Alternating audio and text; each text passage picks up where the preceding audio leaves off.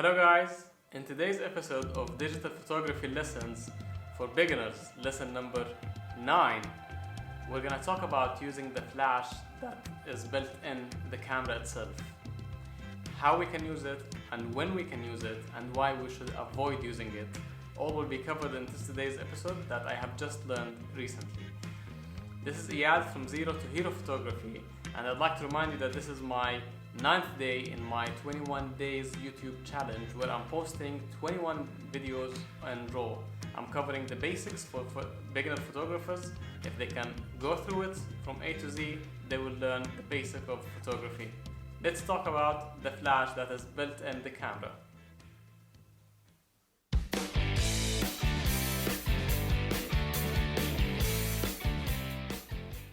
It happens sometimes when you see a nice shot and you want to capture it quickly, but you don't have enough light in the room.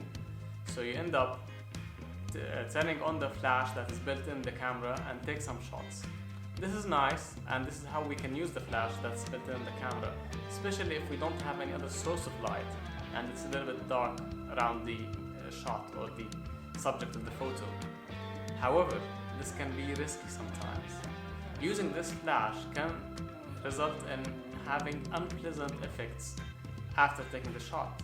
For example, you might get red eyes in your photos or maybe harsh shadows that you don't want them.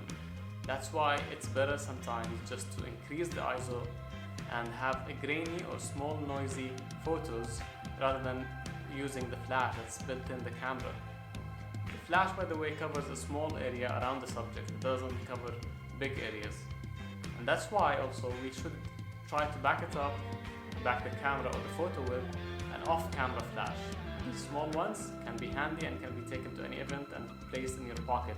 You can use it, it gives enough light for the entire room without having these effects. I mean, of course, you need to direct the flash some direction, but if you don't have a similar one, in this case, you might want to increase the ISO.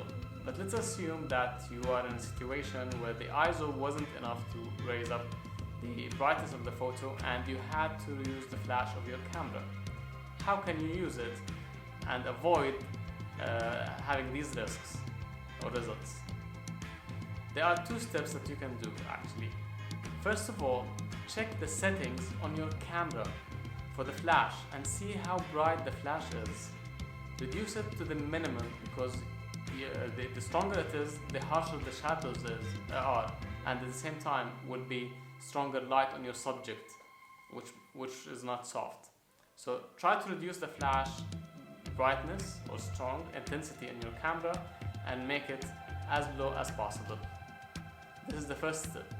The second one, try to cover the flash maybe with a piece of paper or maybe a transparent white scotch tape in front of it. This will diffuse the light and help you take and gives you softer light for your subjects without having harsh shadows or harsh lights on your subjects. If you don't have these 2, then maybe you can use a card in front of the flash and direct the light, let the light bounce off some other direction instead of directly at your subject.